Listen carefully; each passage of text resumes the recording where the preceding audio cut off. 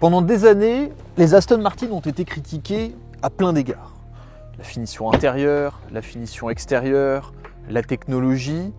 On peut dire que la marque a toujours eu un train de retard par rapport à l'évolution technologique du marché des voitures de sport et des supercars. Mais depuis quelques années, les injections d'argent massives du nouveau patron Lawrence Stroll ont permis à Aston Martin de raccrocher les wagons et, il faut le dire, avec la gamme actuelle, de proposer des voitures qui sont vraiment dans l'air du temps et qui, même si, vu qu'elles sont modernes, elles vont perdre un peu de charme, proposent des performances, des technologies et des packages globaux qui sont quand même incroyablement désirables. Dans la gamme actuelle d'Aston Martin, la Vantage est la plus petite proposition, c'est l'entrée de gamme. Sauf que cette entrée de gamme, grâce à ce que je vous ai dit juste avant, grâce à toutes ces injections d'argent, elle propose des caractéristiques qui sont assez dingues. En effet, la marque a pu aller piocher dans les meilleures technologies disponibles sur le marché, que ce soit pour le châssis, que ce soit pour la technologie et bien sûr pour le moteur. Donc ça a beau être moderne, et j'ai beau ne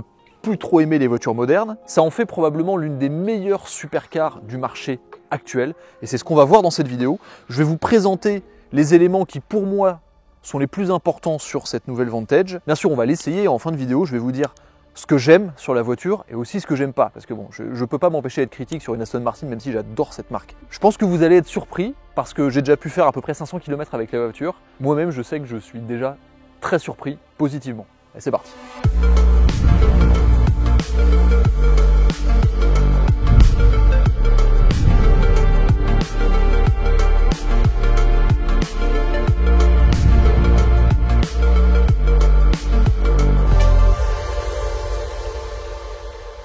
Pour ouvrir le capot sur les Aston Martin, même si c'est des conduites à gauche, la trappe est toujours sur la droite. Le monde est quand même devenu un peu fou. Parce que comme je vous l'ai dit, cette voiture, cette nouvelle Vantage 2024, c'est l'entrée de gamme de chez Aston Martin. Mais le gap de puissance et de performance globale entre la précédente Aston Martin Vantage et ce modèle est absolument ahurissant. On reste sur la même base moteur, le V8 biturbo avec les turbos à l'intérieur du V, d'origine Mercedes-AMG, un partenariat qui pour moi a tout son sens puisque ça permet à Aston Martin de continuer à proposer des voitures avec énormément d'éléments qui leur appartiennent, sauf que la puissance dans cette voiture passe de 510 sur la précédente génération à 665, soit 155 chevaux de plus. Et c'est pas le plus impressionnant c'est le couple. On est sur cette voiture à 800 Nm. 665 chevaux et 800 Nm pour une voiture d'entrée de gamme dans une marque. C'est absolument ahurissant. Alors on se pose toujours la question, qu'est-ce qui appartient à AMG? Qu'est-ce qui appartient à Aston Martin? La base moteur appartient à AMG, mais tout le réglage est 100% Aston Martin et il y a pas mal de petites pièces internes et externes qui appartiennent aussi à Aston Martin. Donc c'est vraiment Aston Martin qui prennent une base et qui la développent exactement comme ils le veulent. Ce n'est pas le même moteur, enfin en tout cas pas exactement la même conception. En l'occurrence, c'est pas les mêmes turbos que le V8 4 litres biturbo du DBX 707 qui est un moteur un peu plus coupleux, un peu plus rond. Là les turbos sont différents pour permettre une voiture encore plus explosive. Les performances sont ahurissantes, plus de 300 km/h évidemment, 0 à 100 en quasiment 3 secondes alors que la voiture est une propulsion. L'autre chose qui est assez importante de cette voiture, la Vantage a toujours été une voiture très compacte, très courte et aussi très équilibrée. Et lorsqu'on se met sur le côté, on se rend compte que le moteur n'est pas en position avant. Aston Martin l'appelle en position centrale avant puisque on voit que le moteur est vraiment derrière l'essieu avant. Ce qui en fait une voiture très équilibrée avec une répartition des masses de 50-50. Énormément d'éléments au niveau du refroidissement ont également été retravaillés pour que ce moteur puisse respirer encore mieux. On a des valeurs de gestion des flux d'air et de refroidissement qui sont bien plus importantes que le modèle précédent. Et je vous disais tout à l'heure que grâce au fait que Lawrence Stroll soit milliardaire et qu'il ait injecté énormément d'argent dans la marque, pour la conception de cette voiture et de leur gamme actuelle, ils ont pu piocher chez les meilleurs pour avoir un package ultra complet. Donc je vous ai parlé du moteur qui vient de chez AMG, les pneus extrêmement important. On sous-estime souvent l'importance des pneumatiques sur une voiture, mais c'est ce qui fait 80% de la performance, vu que c'est ce qui va lier votre voiture au sol, ce qui est quand même un peu important. Les pneus ont un marquage assez particulier, tout le monde n'a pas le droit à ça, ils sont développés spécifiquement pour cette voiture. On peut le voir, alors si j'arrive à trouver le truc, voilà, on peut le voir ici, donc ce sont des Michelin Pilot Sport S5, soit un peu la Rolls. Déjà Michelin, bon ça reste l'équipementier de pneumatique le plus performant. Et surtout ici on a la petite appellation AML, ce qui prouve que ça a été développé spécifiquement pour cette voiture. Le freinage est signé Brembo avec des disques carbone céramique absolument énormes. Toute la partie électronique de la voiture, le servomoteur, vient de chez Bosch. C'est le nec plus ultra de ce qui se fait en termes de gestion électronique. Les suspensions sont des Bilstein DTX, ce qui là encore, c'est la Rolls de l'amortisseur. C'est des amortisseurs qui sont présents sur pas mal de voitures et c'est ce qui coûte le plus cher. Donc sur la partie châssis, sur la partie train roulant, sur la partie performance, ils ont été prendre ce qu'il y avait de meilleur. Je sais même pas si je vais faire un commentaire sur le design. Bon, la configuration sera au goût de chacun. Le dessin de la voiture, avec l'élargissement des voies générales à l'avant, à l'arrière, tous les appendices en carbone, je trouve que c'est l'une des voitures les plus sexy et en même temps bestiales qui sont sorties ces quelques dernières années. Je la trouve absolument sublime, même si en l'occurrence j'aime pas trop cette configuration, un peu trop criarde pour une Aston Martin. Mais on sent que le positionnement change entre la voiture sportive, là on passe sur la supercar. L'arrière est probablement la plus belle démonstration d'agressivité qu'il y a sur cette voiture. On garde la barre de LED ici qui reprend enfin ici des feux le logo Aston Martin avec les ailes et on voit vraiment l'élargissement des ailes, 15 mm à l'arrière, 4 sorties d'échappement, un diffuseur en carbone absolument monstrueux. La voiture a beau être élégante, elle est aussi sacrément bestiale. Et tout cet ensemble technologique, en fait, ne pourrait pas être, on va dire, parfait si Aston Martin n'avait pas retravaillé sur leurs intérieurs. Et justement, là aussi, ils y ont mis des sous et ça se voit.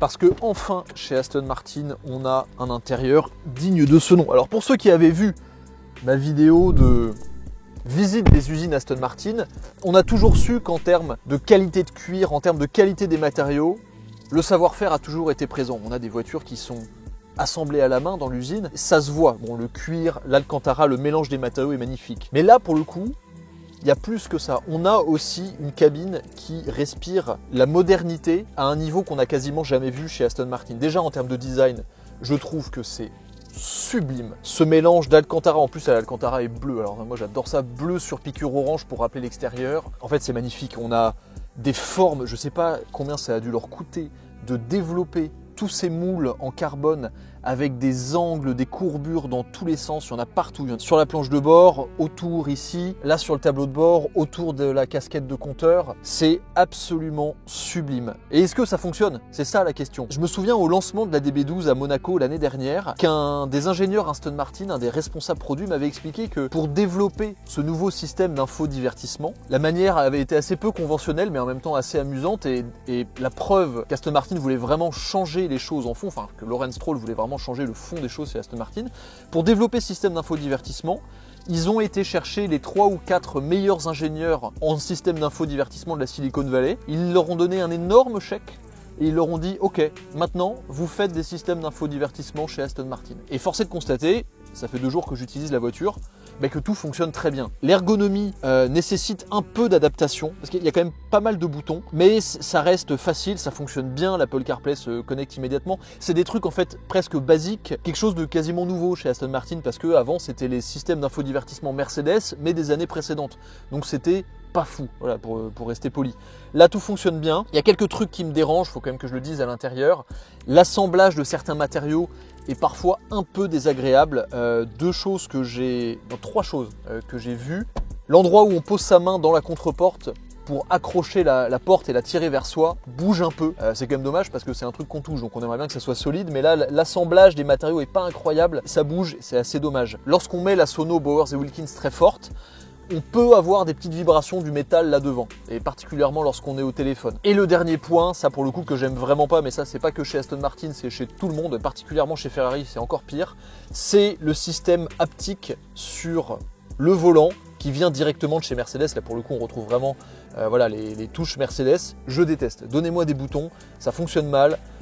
C'est pas pratique, on sait pas où on en est, on se retrouve à faire des grands gestes, enfin, j'aime pas du tout. Mais pour rattraper ça, on a, comme je le disais, la qualité de l'intérieur, le système qui fonctionne très bien, la sono qui est top, le confort général de la voiture, le confort des sièges et surtout la cerise sur le gâteau, la résistance des boutons. le bouton central là, pour sélectionner les modes de conduite, il faut mettre de la force pour le tourner. Ces petits rouleaux là, parfaitement designés pour changer la température, le volume et la puissance des aérations. Ils ont une résistance et tous les boutons ont une belle résistance qui donne un sentiment de luxe. Et moi, c'est ce que je veux ressentir dans une Aston Martin.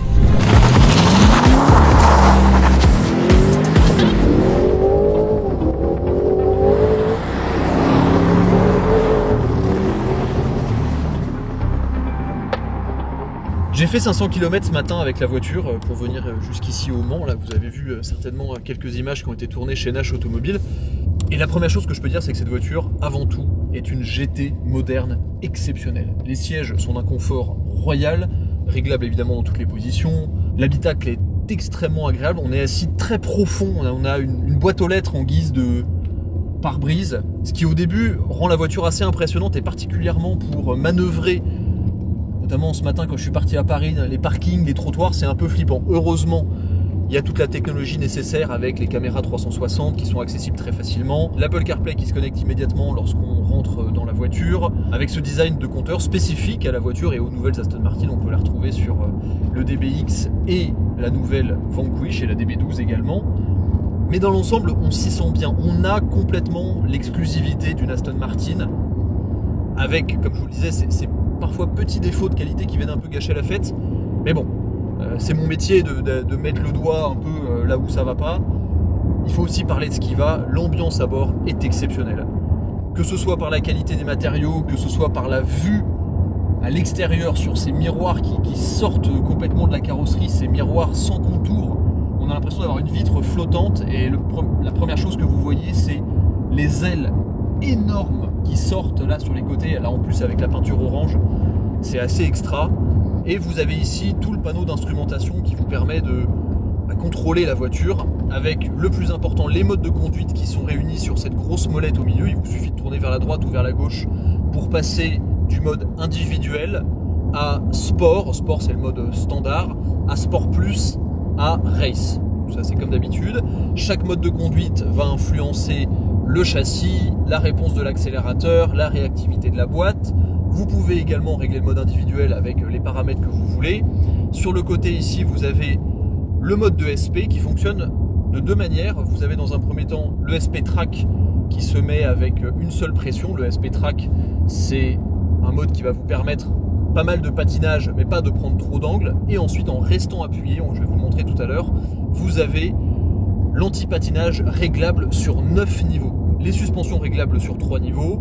La boîte de vitesse est la dernière boîte ZF à 8 rapports qui est extrêmement efficace quand elle doit l'être et facile, silencieuse quand elle doit l'être aussi. Enfin voilà, c'est une voiture moderne et on est loin de l'image à l'ancienne que peut se traîner Aston Martin. C'est une voiture moderne. Bon, maintenant, on va passer en POV. Je vais vous parler vraiment des sensations de conduite au volant de ce missile de 665 chevaux et répondre à la question, est-ce qu'on a vraiment l'une des supercars les plus belles mais aussi les plus fun à conduire de l'année 2024-2025. En mode sport, qui est le mode, comme je vous le disais, de départ, la voiture est extrêmement facile. La boîte est souple. Vous voyez, on est à 1800 tours minute déjà en 5e à 60 km/h. Le plein vous permettra de faire 420-430 km si vraiment vous roulez très tranquille. Autrement, la consommation sportive, on va dire, sera facilement autour des 20 litres quand vous tapez un petit peu dedans. Mais c'est une voiture qui, immédiatement, est très confortable au niveau de l'assise, mais qui, au niveau de la direction, est très directe. Et ça se sent. Allez, si je me mets là, je mets des tout petits coups de volant, et la voiture, elle va immédiatement pivoter. Elle ne suit pas la route, elle est bien suspendue, mais c'est un peu... ça bouge, quoi. Ça bouge, il y a du mouvement, on sent que la voiture est très directe, assez dynamique, et on a tout de suite cette sensation d'être un peu assis sur le train arrière. Moi j'adore ce genre de configuration, parce que finalement le train arrière, c'est là où on sent le plus de choses, et c'est là où on va sentir justement toute la puissance qui va écraser l'arrière. C'est là où on se rend aussi vraiment compte de la puissance absolument démoniaque de cette voiture.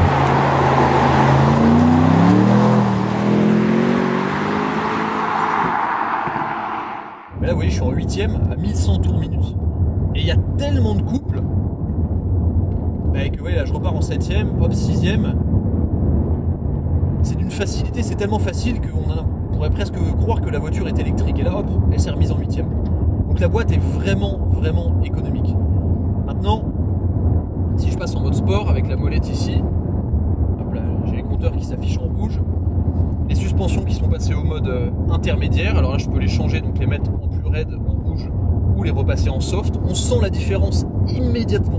C'est-à-dire que là, si je les repasse en raid, d'un coup la voiture elle se met à sauter et à taper un peu dans tous les sens, alors que si je les remets en soft, vraiment ça va.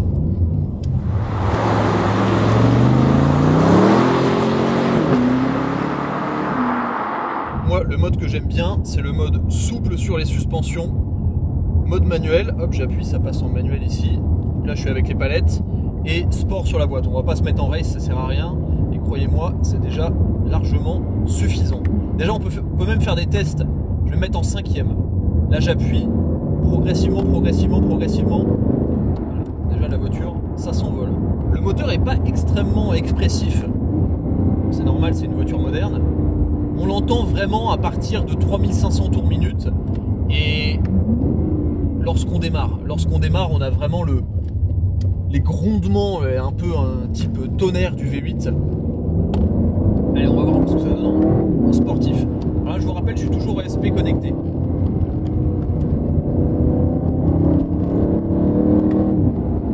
Déjà là, juste sur ces premiers virages, il y a plusieurs choses qui sautent un peu à la gueule.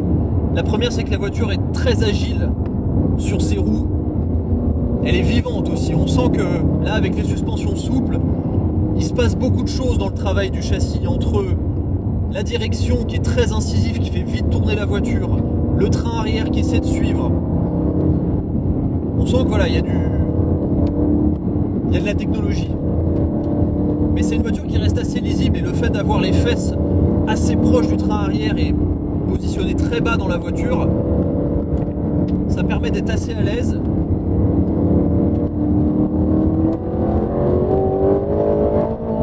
Voilà. Et en fait, ce qui caractérise aussi la voiture, c'est la difficulté à accélérer. Parce que vraiment, il y a tellement de couple, tellement de puissance.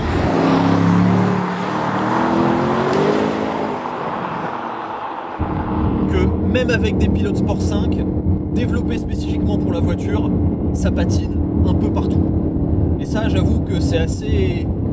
c'est muscle car. Pour une Aston Martin, c'est... on n'est plus dans la voiture de papy. Là, vraiment plus du tout. On est sur une vraie voiture de sport.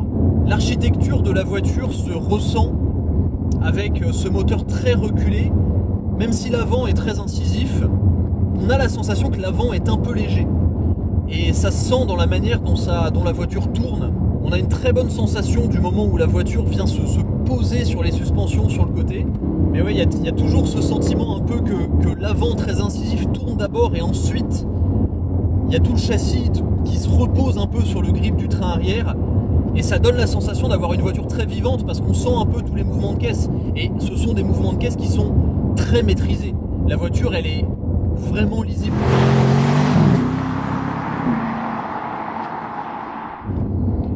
Et si je déconnecte le SP, donc là vous voyez je reste appuyé, hop voilà, traction control, là je suis au niveau 5, et vous voyez quand je tourne la boucle, je passe au 6, 7, et là je suis en off. Donc on va pas faire les débiles non plus, je vais me mettre en 6, accélération en deuxième, ça patine encore. Et en fait la puissance qui est assez haut perché est hyper difficile à exploiter, parce qu'il y a tellement de couple et la voiture est tellement vive que tout vous saute à la gueule. Même si la voiture est vraiment sportivement très aboutie, je trouve, et très lisible, faut faire attention à ce que vous faites avec votre pied droit, parce que ça marche vraiment très fort. Chaque réaccélération, on sent toute la puissance et le couple qui viennent écraser le train arrière. Si je mets un réglage de suspension en plus, sans mettre le mode vraiment très dur parce que c'est trop raide pour la route, je trouve, surtout que là on est sur des routes un peu bosselées, tous ces petits mouvements de caisse ils vont être beaucoup mieux maîtrisés, Mais à la limite, je trouve ça un peu moins fun, parce que la voiture vit un peu moins. Et surtout, je trouve que les suspensions sont... Ouais, par contre, c'est vraiment plus efficace. Mais la manière dont la voiture vous catapulte de virage en virage, c'est une voiture qui serait largement à l'aise sur la piste. Parce que la manière dont elle est équilibrée, la manière dont on sent qu'on peut l'emmener, moi ça me donne qu'une envie, c'est d'avoir plus d'espace et des grands virages sur une piste pour pouvoir la mettre en travers dans tous les sens, quoi. Là sur la route, c'est pas forcément la meilleure idée, mais et ça marche tellement fort. On n'est jamais à court de puissance avec cette voiture. Avec autant de puissance, ce qui rassure énormément en plus du comportement très sain, c'est évidemment le freinage, avec une pédale de frein qui est très franche et qui donne vraiment un très bon, je trouve, niveau de ressenti. On n'est pas loin du niveau de ressenti en termes de force de freinage d'une Porsche. Sur une Porsche, pour moi, c'est la Rolls en termes de ressenti de freinage au pied. On peut régler la puissance du frein juste avec les doigts de pied. Mais là, c'est pas aussi précis, c'est un tout petit peu plus spongieux, mais quand même, on a vraiment la sensation, dès le début de la pédale, que ça freine. Et ça freine fort, ce qui est, je trouve, très agréable et très rassurant lorsqu'on a autant de puissance. Maintenant, la grande question, c'est toujours est-ce que c'est fun? Oui. Est-ce qu'il y a du charme? Comme on pourrait chercher du charme dans les Aston Martin un peu plus anciennes? Un peu moins. On a le charme à travers la qualité des matériaux, on a le charme à travers le look qui est très exclusif. Mais là, ça reste quelque chose, c'est une voiture moderne qui fait tout très bien, avec quand même un niveau de débilité et de bonne débilité qui rappelle des voitures un peu plus anciennes. Et ça, moi, c'est tout ce que j'aime. Parce que la voiture, finalement, vous pouvez l'adapter exactement à votre conduite. Vous pouvez aller dîner avec, rouler comme un hooligan.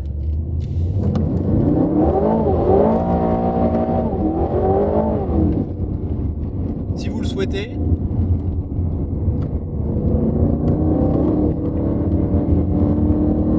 Aller faire de la piste même si vous le voulez.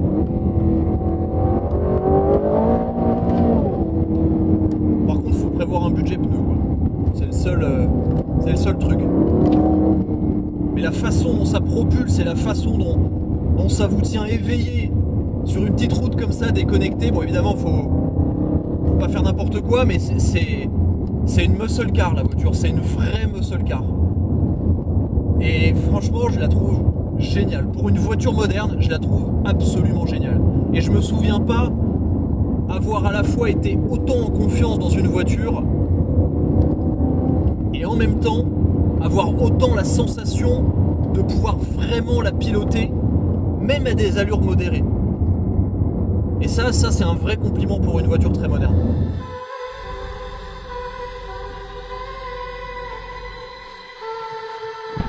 Donc, s'il fallait conclure, déjà, je vais répondre à la question, est-ce que je pense que cette voiture est l'une des meilleures supercars du marché pour une voiture moderne? Très honnêtement, émotionnellement, je trouve pas que ça soit fantastique.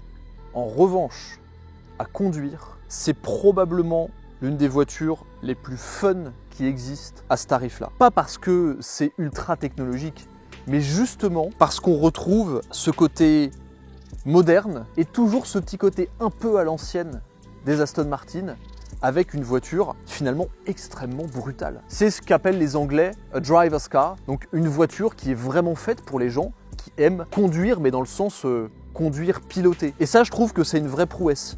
On a une voiture, pour citer tous les points que j'aime, qui est sublime. Évidemment, c'est subjectif, mais bon, si vous aimez pas, bon, c'est dommage pour vous, mais je trouve que la voiture est sublime. On a un intérieur et des technologies qui, dans l'ensemble, sont vraiment très bien et largement suffisantes pour une voiture moderne par rapport à la concurrence. Des technologies au niveau du châssis, du moteur, etc. qui sont largement au goût du jour, je vous l'ai expliqué en début de vidéo, et une expérience de conduite qui est géniale lorsqu'on l'utilise comme une GT et vraiment excitante lorsqu'on l'utilise comme une voiture de sport, quoi. Et ça, je trouve ça absolument génial. Il reste des défauts, principalement des petits défauts de finition, etc.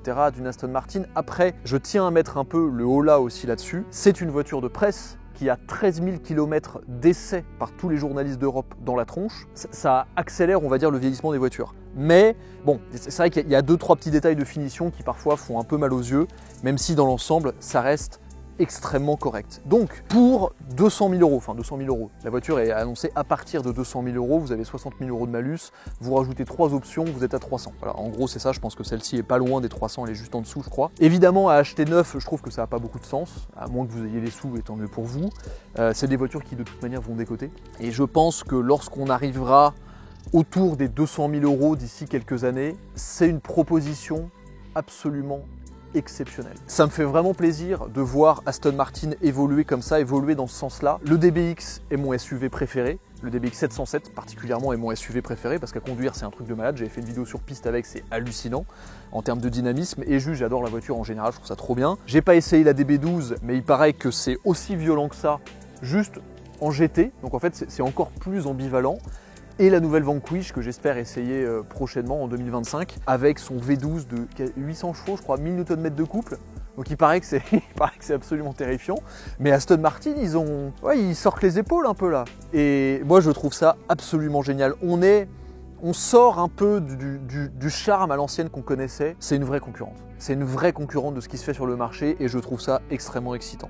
Donc merci à Aston Martin de m'avoir confié cette voiture pendant quelques jours. C'est toujours pour moi une chance extraordinaire de pouvoir passer du temps au volant de ces voitures. C'est vrai qu'il y a 6 ans quand j'ai commencé YouTube, je ne penserais pas que voilà, ça serait ma vie d'aller chercher des voitures comme ça à droite à gauche, des Aston. Bon, c'est assez exceptionnel et parfois je dois un peu me pincer, mais c'est aussi grâce à vous qui regardez les vidéos. Donc j'espère que ça vous a plu. Dites-moi ce que vous pensez de cette nouvelle Aston Martin Vantage dans les commentaires. Si vous avez des questions ou des expériences par rapport à Aston Martin, n'hésitez pas à les partager. Dernièrement, il y a beaucoup d'échanges dans les commentaires. À chaque fois que je présente une voiture, je vous demande aussi de participer dans les commentaires et de me donner vos expériences, vos avis. Et ça amène plein d'informations pour les gens qui veulent se renseigner. Donc c'est assez cool. Donc voilà, merci d'avoir regardé. J'espère que ça vous a plu. Et à la prochaine sur The Globe Driver. Et puis moi, je vais retourner dans cette Aston pour en profiter.